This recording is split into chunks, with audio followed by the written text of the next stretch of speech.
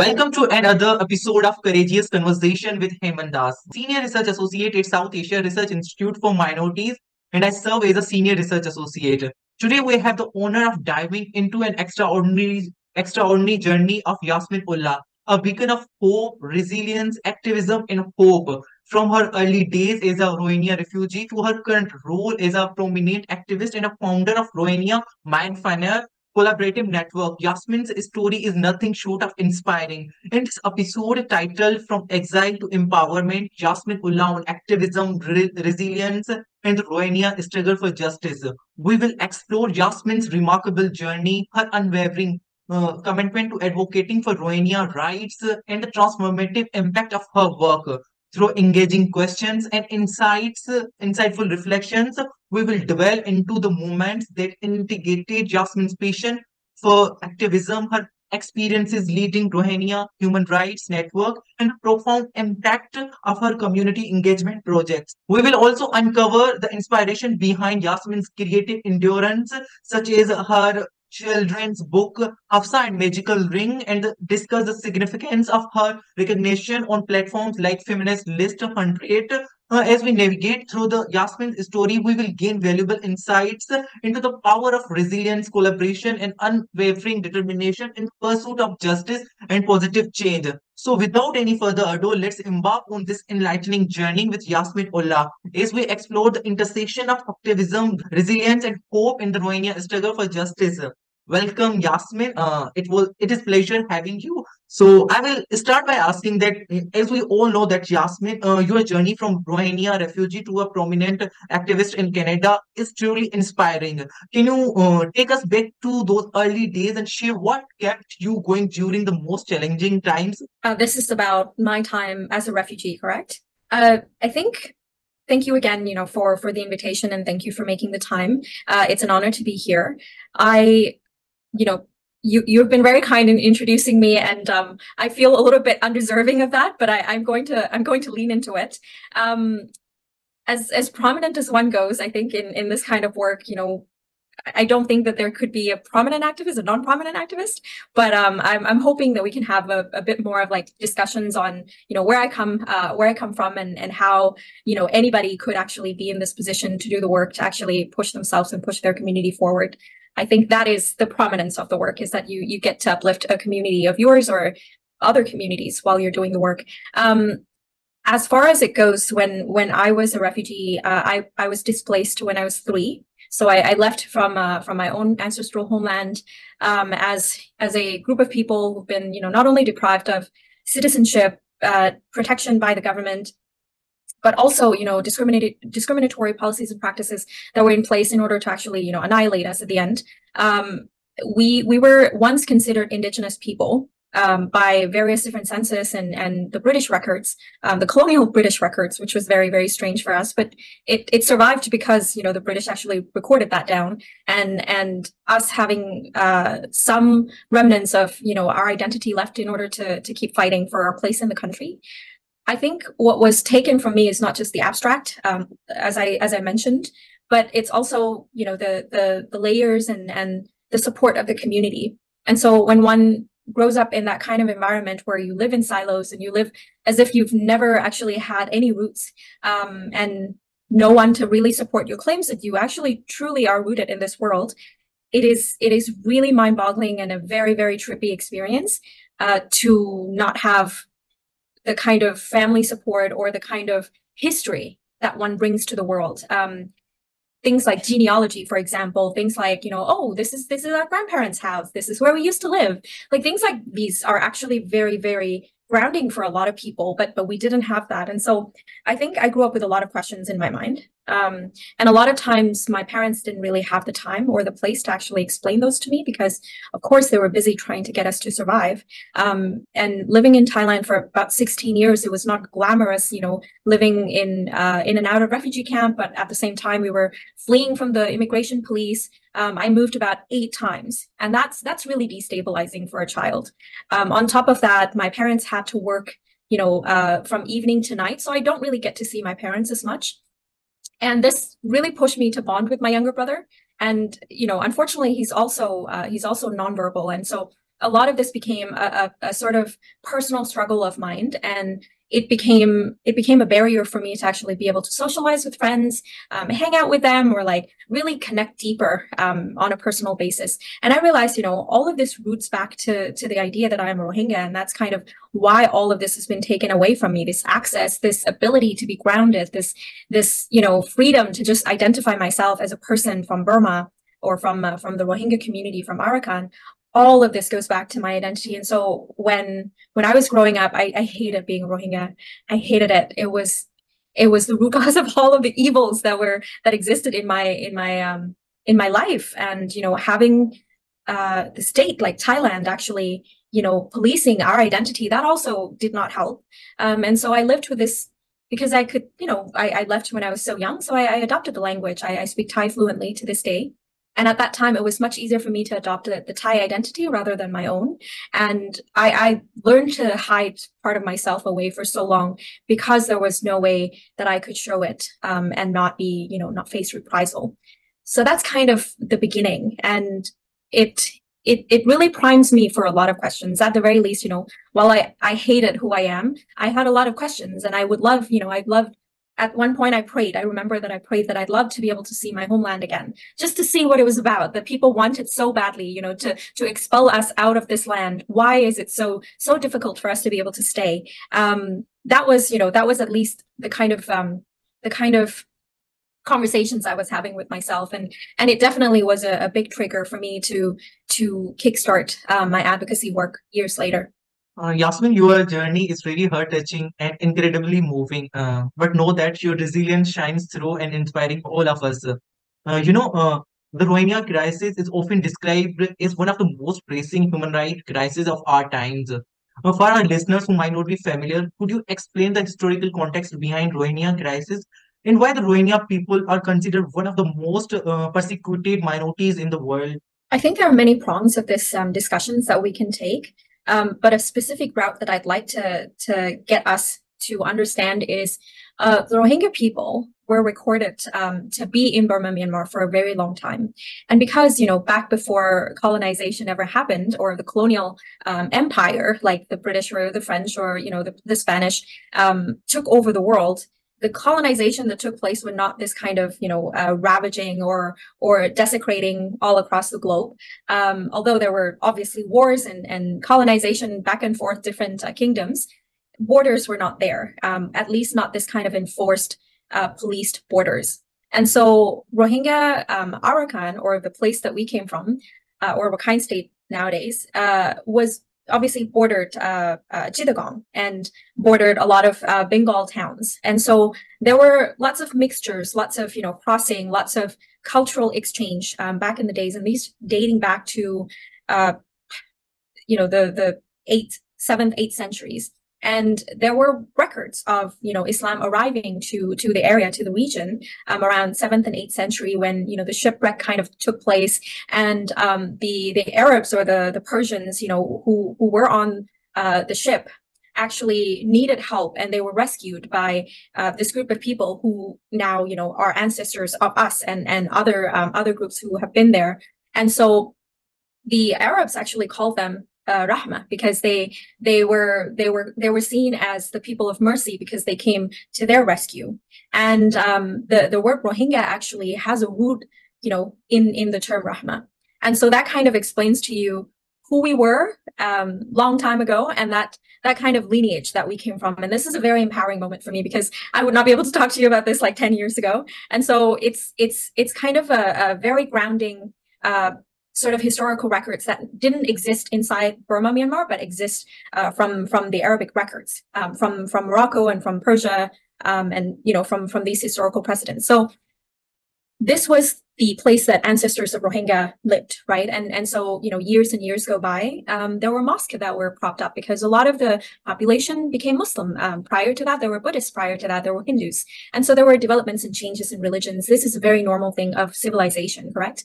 And so the oldest recorded mosque, which is currently in shambles and only remnants of it is left in Arakan, is dated back to 14th century. So that tells us that, the existence of Rohingya there has been a long recorded sort of existence.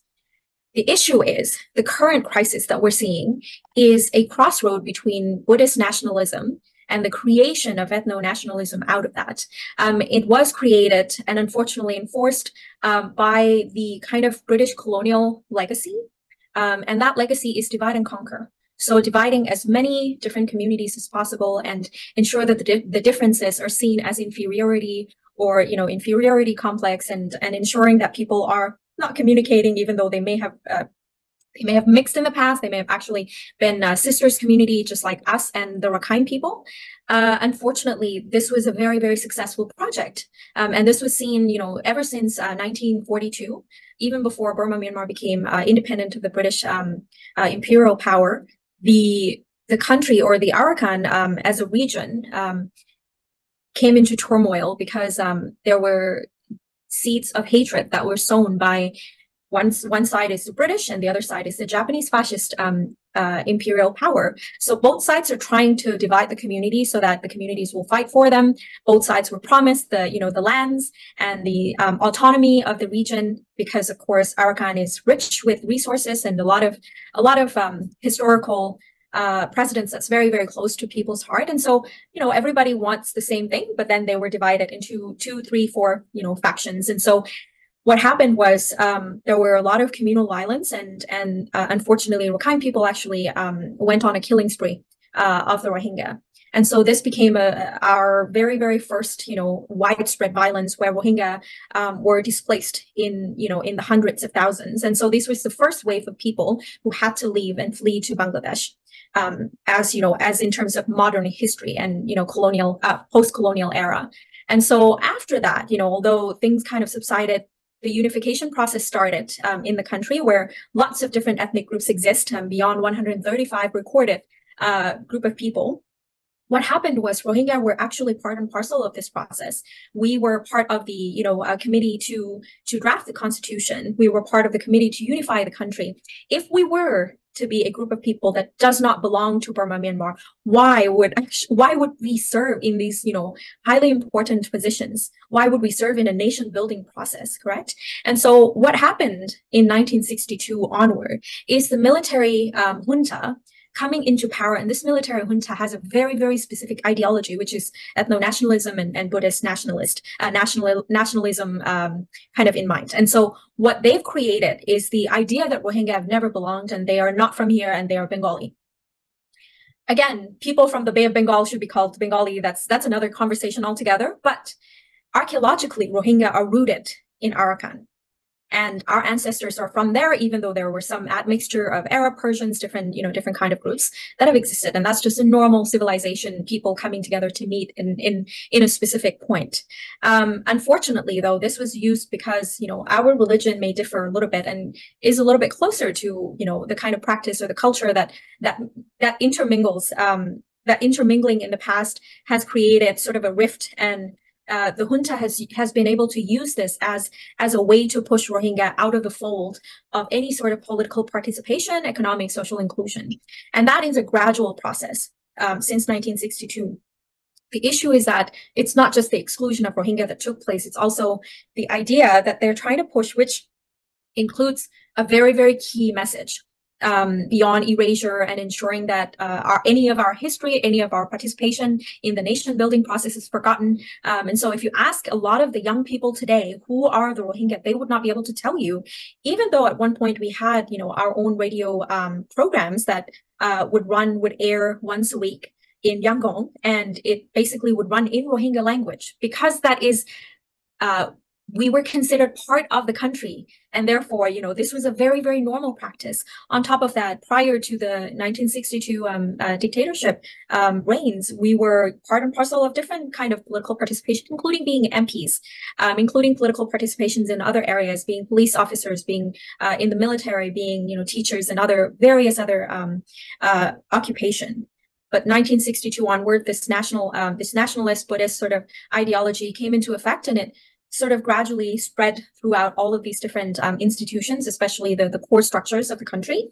And the military gained more and more power. And in order to actually gain more footing in different areas, it's easier to just divide and conquer once again. So this is a legacy that we're living through, the colonialism. And what happened was, because the military would like to actually gain as much economic prosperity as possible, it's easier to dispossess and redistribute those lands among, other groups of people. And so what is the easiest way to actually do that justifiably, to ensure that a group of people is dispossessed?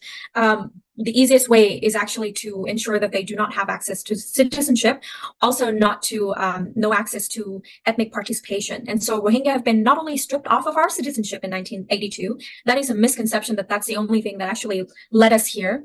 It is also the stripping of ethnic participation and ethnic group or ethnic identity. And this is a very, very key message that, if you don't hear anything else today, I'd hope this is it. Rohingya are an ethnic group that have been recorded, to have existed in Burma, Myanmar for a very long time, or in that area, or in Arakan, an indigenous group. But what happened is that after 1962 onward, the military has come up with a lot of schemes to ensure that that no longer happens.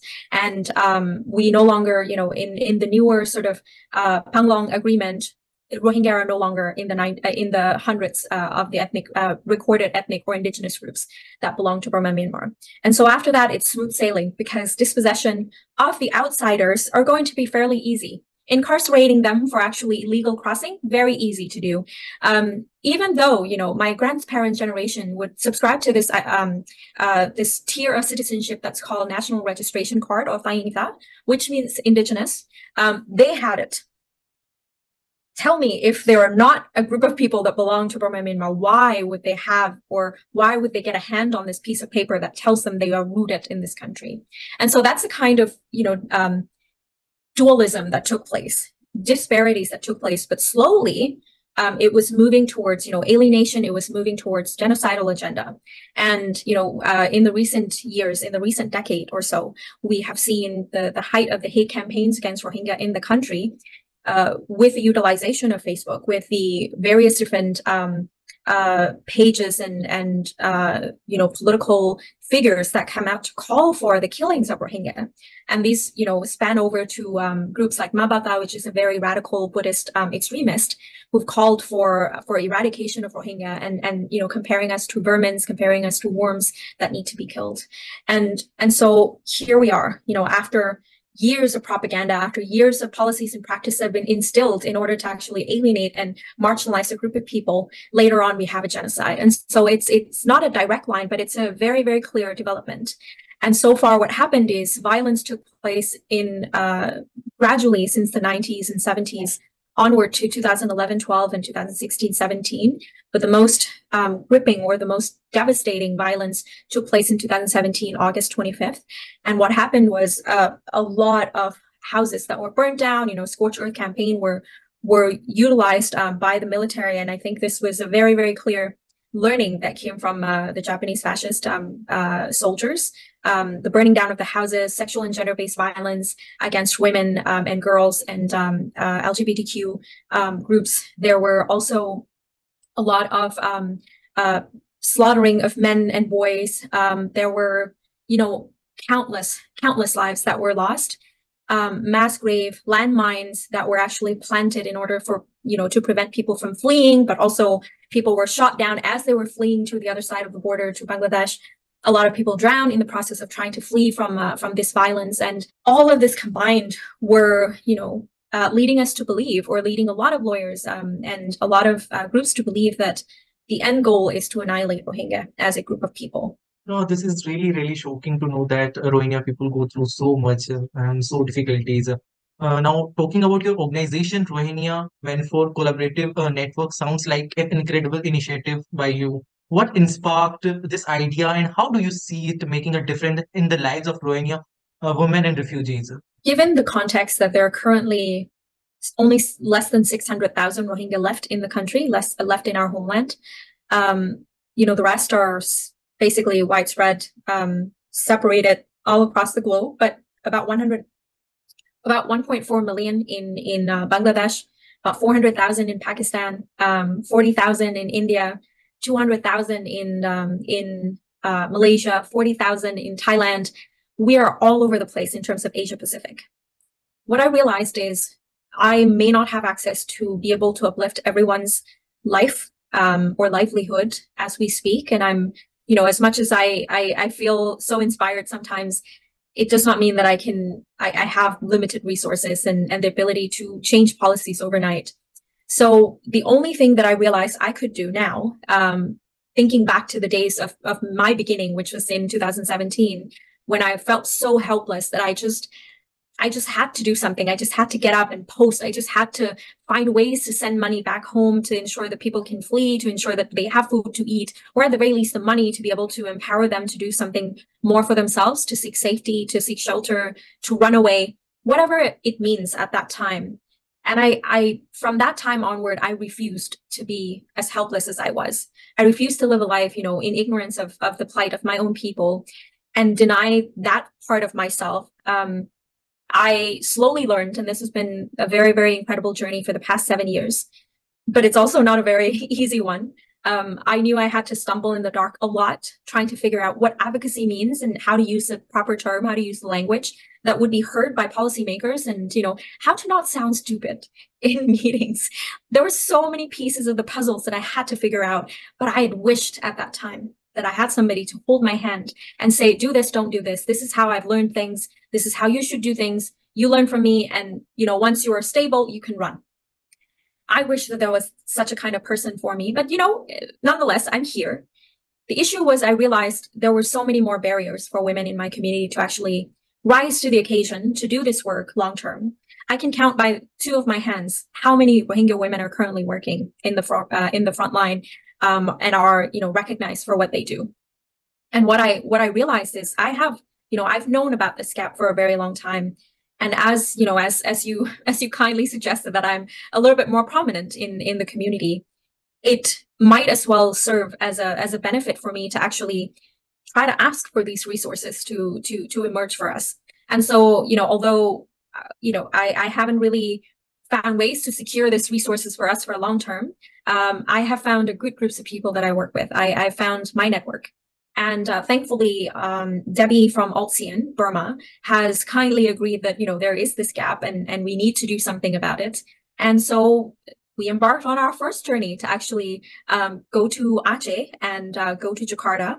And so this was our first mission trip ever, bringing Rohingya women together. And there were 5 of us that met in Jakarta. And then we moved forward from there, not only by connecting with our own community in Aceh, but also to actually analyze everything that goes on and how we can actually address the issues of the human flow and prepare ASEAN as a structures to actually be more ready, be at the ready in terms of dealing with not only the spillover of the crisis, but at the same time addressing the issues that come from inside of Burma, Myanmar, because that is the root cause. And, you know, there would be no end of the human flow or new arrivals of people by boat, because that risk is not as risky as staying inside the country or staying in a deteriorating situation in the camps. And so with that in mind, and, you know, with sort of different groups of different women coming together, and all of us have different backgrounds, but we're all in the diaspora groups. So we have the freedom and the privilege to travel. And so we are trying to utilize that by ways of hearing our community out, listening most of the time, and actually try to find ways to actually work through it. If the policies are currently unfriendly towards Rohingya, how can we change that?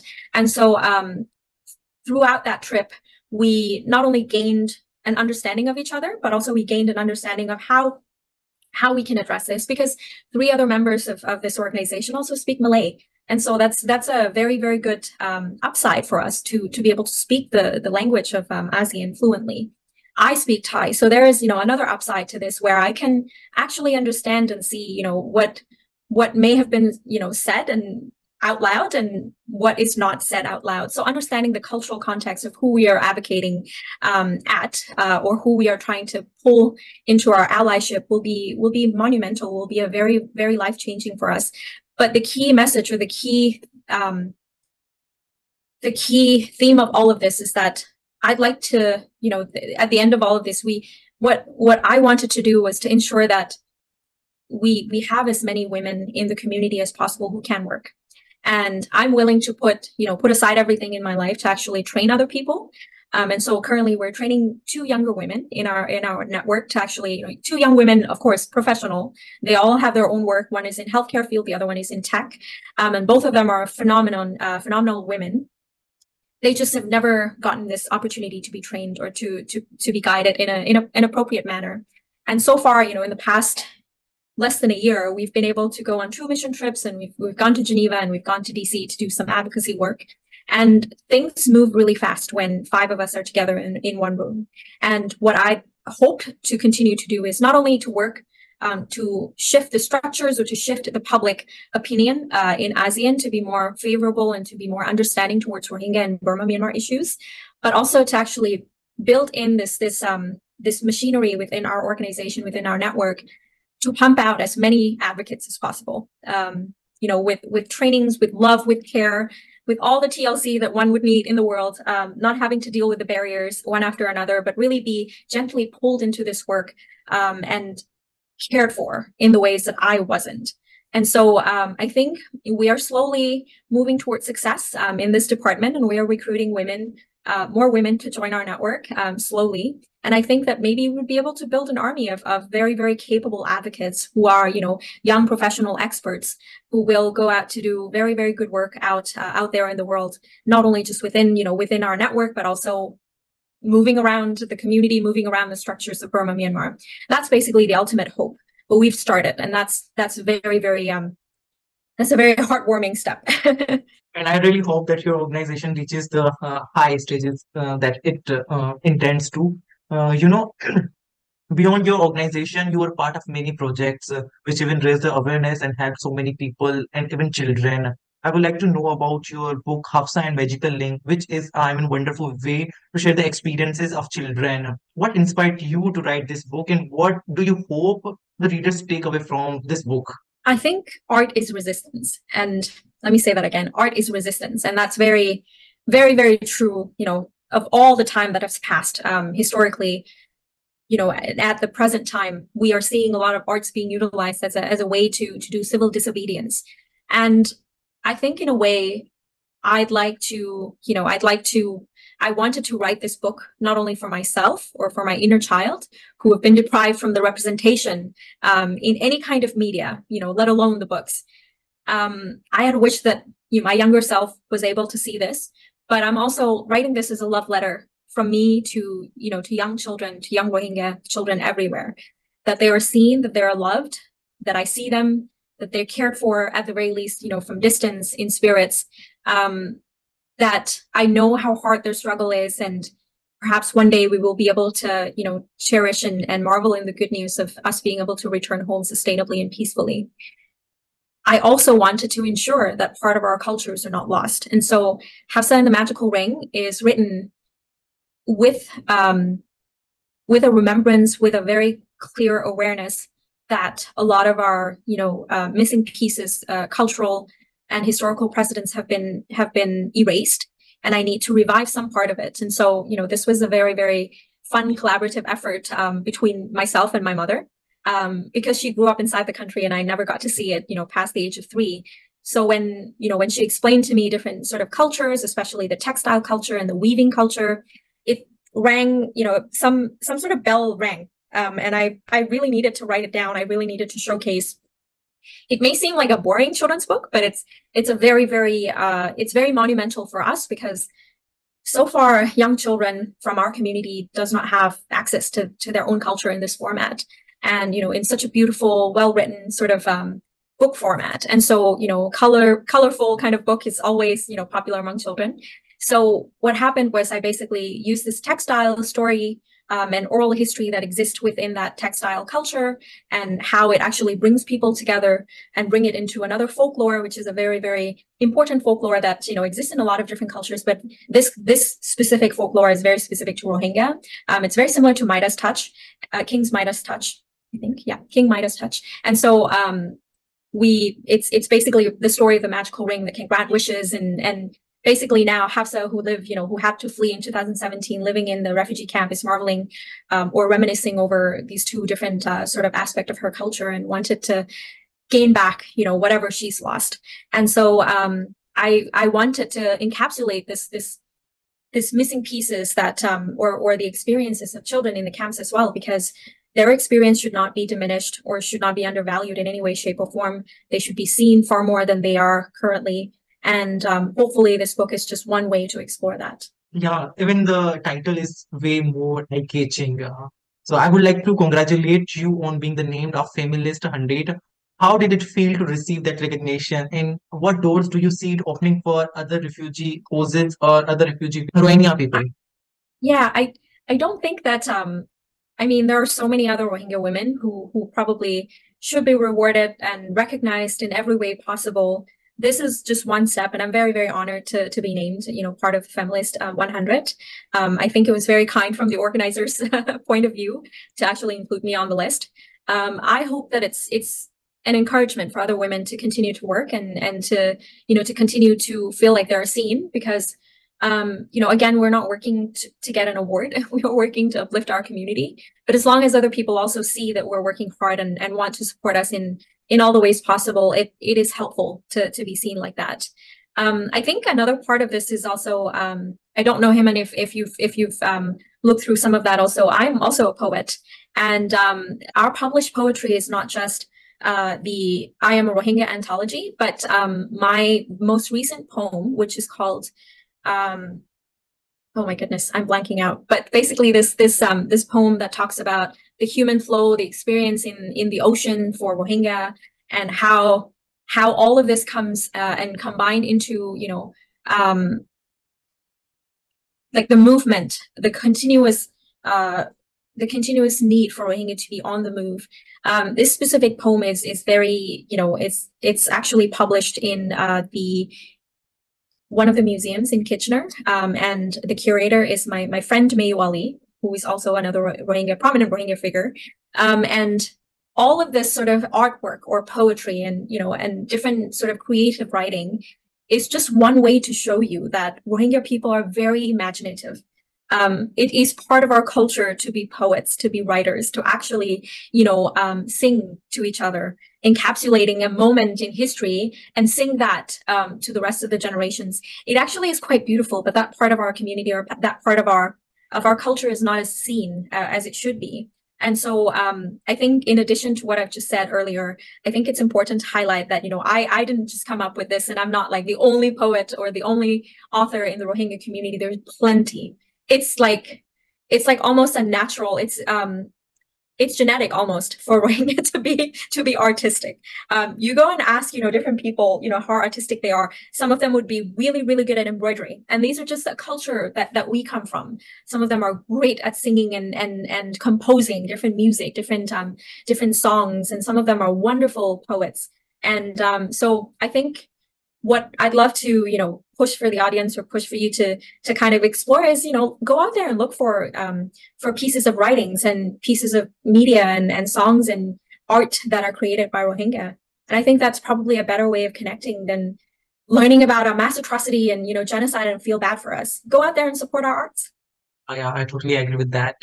I was going through the UN report, which indicates that over 740,000 Rohingya have fled to Bangladesh since August 2017, joining hundreds and thousands already in refugee camp. With such a staggering number, can you describe the living condition in the camps and the primary needs of the refugees? It's constantly an uphill battle to be able to survive on a day-to-day basis in the camps. Since COVID-19, and actually since 2020, there has been dwindling of funds in the camps from the international community. And again, we're not talking about a group of people begging for food or begging for help. We're talking about the international community's failure at addressing the early warning signs of genocide that was taking place in Burma, Myanmar. There were so many different reports prior to 2017 highlighting, encapsulating, emphasizing the mere fact that it could very much lead to a genocide. Even on the same year, there were suppressing of reports that come out of Rakhine State by the UN personnel, not to talk about the situation of the Rohingya, because it potentially will upset the power elites or the civilian government or the junta. And here we are, 7 years later, trying to address the exact same crisis that was the aftermath of this genocide. It goes without saying that the international community owes Rohingya all the support that we need. The issue is when the support comes in forms of funds, it does not get delivered to the people who need it directly. It goes through a lot of different bureaucratic process. And of course, we understand that the international community does not trust a lot of people in the global south. Neither would refugees be trusted to handle their own affairs. Fair enough. But what is in question here is not only the transparency of how the funds are monitored or delivered or administered, but it's also the kind of problems we're trying to solve. If we're constantly trying to address the issues of starvation, looking at the community as a human resource is very important. Yes, these are groups of people who just fled from genocide. It's not that they didn't do anything for the past 70 or 80 years, 81 years to not be able to survive all these discriminatory policies and practice, though, in the country. They, as a Rohingya, even though we were stripped off of our ability to be able to access some of the occupations, higher paying occupations, we turned into fishing and farming. And those are the things that actually sustained us for the past 81 years. Why not actually utilize some of those skills that we already bring to the table?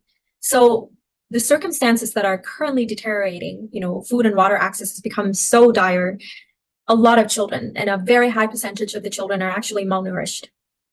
Lots of, issues around sexual and gender-based violence, the security issues in the camps, because, by 4 p.m. or 5 p.m., the Bangladeshi Authority would push all of the NGO workers out.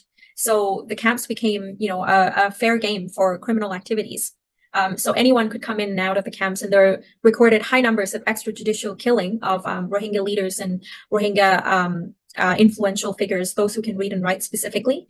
So all of this combined, on top of that, sexual and gender-based violence that I've not mentioned, are on the rise. All of this combined, on top of that, no access to education, no access to, access to basic necessity and basic care in terms of healthcare are also very, very difficult. All of this combined have created a the very conditions that actually push people further into Southeast Asia, push people to actually make very difficult decisions to put themselves on a boat, on a fishing fleet that's not in good conditions. It's not a gigantic boat or ship that would be securely traveling through the high sea, that is very, very turbulent. It is actually risk that they're taking to take this boat for 30 to 2 months journey with their children in their arms. And we found out that by Women's Peace Network reporting that 75% of the people who are currently traveling or leaving Bangladesh or leaving Arakan to Southeast Asia and often end up in northern Sumatra, 75% of those are women and children. And so you see the level of desperation that people have because their needs are not met, because they have no other ways of addressing their issues, because they're not being listened to, because the international community at the end of the day is not willing to actually consult us on how to deal with this food crisis, on how to deal with this organizing of the camps, on how to deal with, vocational training gaps, how to actually address these issues. It comes back to, what do you recognize Rohingya or refugees as capable of? There are so many things that would... Yeah, go ahead. Since you mentioned that the international communities, ignore and does not highlight the issues that difficulties or challenges faced by the Rohingya people.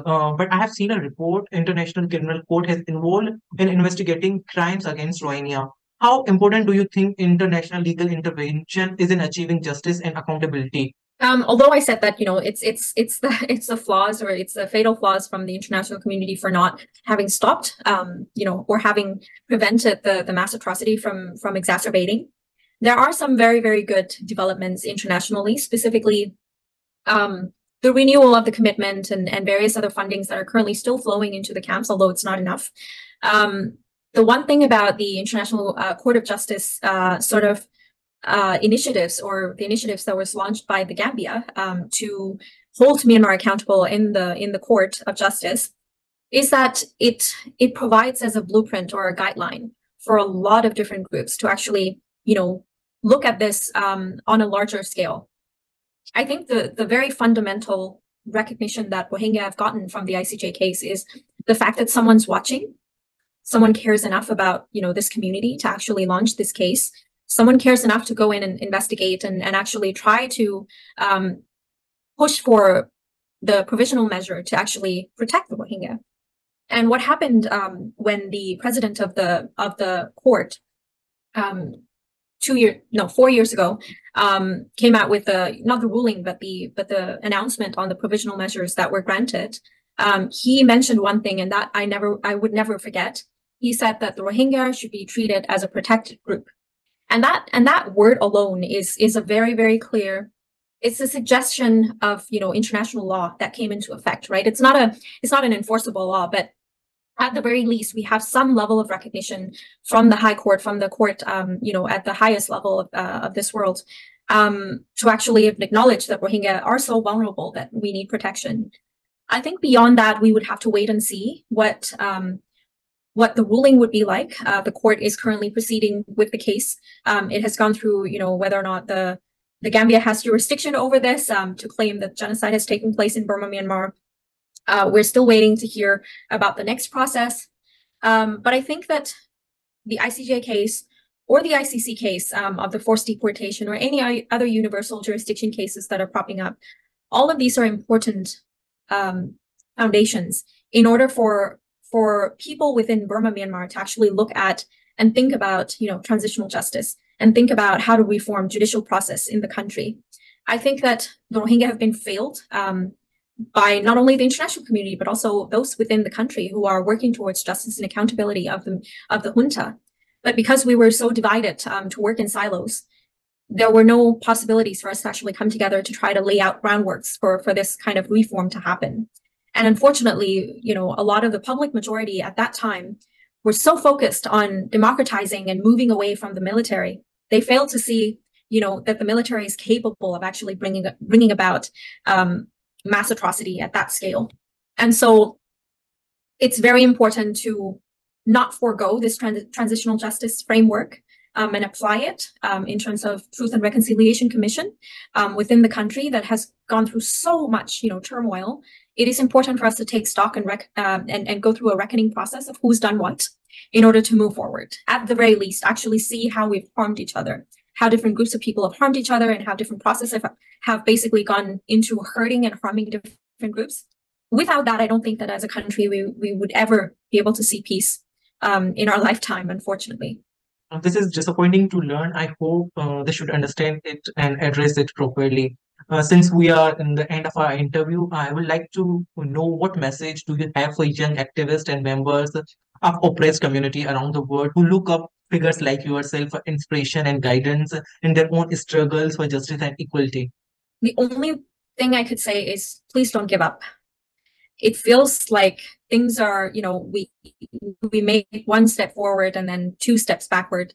It feels like that sometimes, but I just recently heard that, by taking two steps back, you gain a perspective of what you've accomplished. And that is very important as a reminder for all of us, because sometimes it feels like we're not moving at all. But remember to take care of yourself. Remember, to take time for yourself, because when you're so immersed into the kind of activism that you do, the kind of advocacy that you do, you forget about yourself. And then, if we're not strong mentally, physically, and spiritually, it's very difficult for us to be able to do effective work. So I think a balance needs to be there. So just don't give up. Honestly, I think different struggles that we all have are all interconnected. And one day, as we are working in silos currently, one day we'd be able to come together and share knowledge. One day we'll gain world peace, and perhaps we'd be able to take stock at that time and say, oh my gosh, you worked on this and I worked on this, and see how beautifully it came together. We're just working on different pieces of the puzzle, and hopefully one day it'll become a very, very beautiful, wholesome picture. I hope so. And that was it, a conversation with full of insights and perspectives. Thank you very much for taking your time out and sharing your wisdom. See you. Thank you very much. Thank you. Take care. Bye. Bye.